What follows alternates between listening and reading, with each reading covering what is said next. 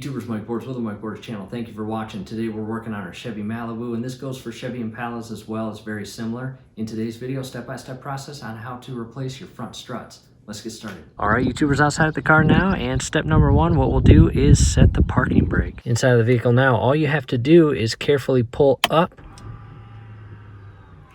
and you will hear the linkage move to lock the tires. Next, for safety purposes, go ahead and loosen up this 10mm nut on the black negative terminal of your battery. You don't actually have to remove it all the way. Just loosen it up to a point where you can remove this negative cable. Next, we need to remove our tire, and prior to lifting the car off the ground, go ahead and loosen those lug nuts. Don't take them all the way off, just loosen them. And by loosening them, it's going to alleviate you having to tug at the lug nuts while it's on the jack stand. Tire is off. The car is resting on the jack stand. Don't rely on a jack.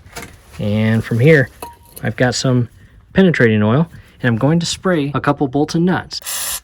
The top one here and the bottom one, as well as the opposite side.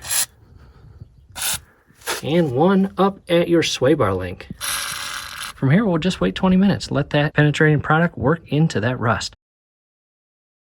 Next, on the left-hand side of your strut is your brake line rubber connection boot. And carefully shift it up and out of its slot. From here, we need to remove the 18mm nuts and bolts.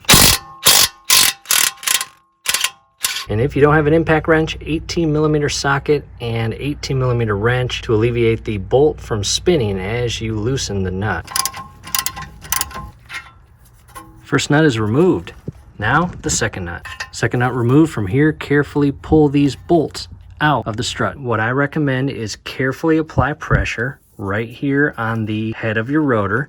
And by pressing in, it's going to release pressure on that bolt. Do you see that bolt move? See that? And once you press in, you can conveniently slide both of these bolts out. This entire knuckle will lower.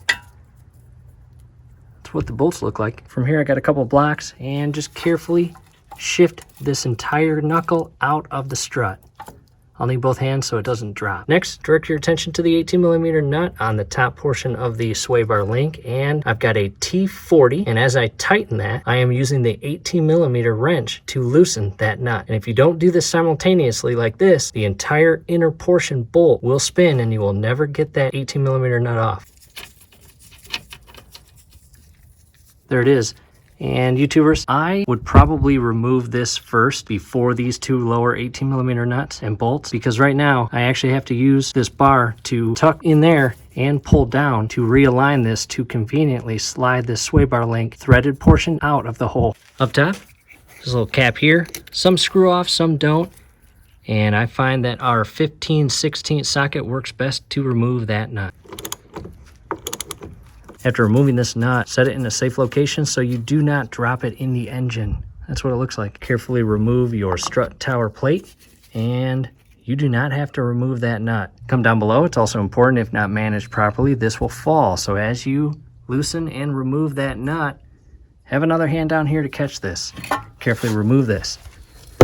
In the boxes are brand new struts we ordered from Detroit Axle. Let's go ahead and open it. In the middle is the old driver's side strut. Important step, make sure you install the correct strut. Look at where the clip that comes out that your brake line connects to. Take note of that and the position of your bolt holes. And as you can see, the bolt holes are in front of the tower or strut chamber. And the passenger side, as you can see here, with the bolt holes in front of the strut portion, the securing clip for your brake line is on the right-hand side. So this is our part.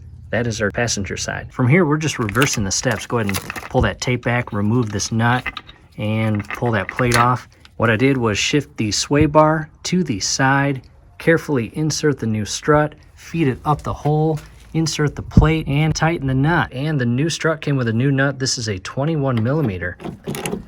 21mm nut is secured. Unfortunately, the cap no longer fits on the new nut. It's too large. In the meantime, I'm going to use that tape to apply it over the nut as shown here. From here, we are going to shift this into place and properly align it and insert both of those 18mm bolts. And the trick to sliding those bolts through, again, apply pressure right here on the rotor, and you should be able to slide those bolts right through very conveniently. From here, I'll hand tighten the 18mm nuts. 18mm nuts and bolts are secured. Shift over to the left and carefully realign. See a little slit right there? Go ahead and press down and secure this brake line back to the securing plate. And as you do this, do not harm any portions of your brake line. Next is our sway bar. And as you can see, it is not aligned. I will show you the easiest and most convenient way to get your strut hole in line with your sway bar. At this point, I've got a second jack in place, and down below, you can see where I've got the jack applied. Do not damage your dust plate. The next thing I'll do is carefully jack this entire hub and knuckle portion up until that hole is aligned.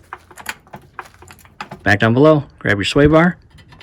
Check that out. From here, we'll grab that nut and secure it. Making progress. That 18mm nut is secured. You're going to secure it the complete opposite way of turns that you took it off. And we've got a manufacture date of April 2nd, 2020 on these struts, so hopefully they will last longer than the originals. From here, I'll go ahead and carefully lower the hub and remove the jack. From here, just double check everything. Make sure all bolts and nuts are secured and the brake line is secured on the plate. No bolts or nuts are left behind. At that point, you can install your tire, lift the car back up, remove your jack stand, lower the car, and remove the jack. The front driver's side is complete.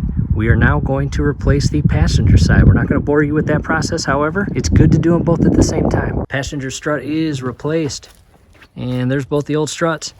After replacing that second one, again, make sure you're not leaving any bolts or nuts behind. Make sure everything is secure. Resecure your battery, and time for a test drive.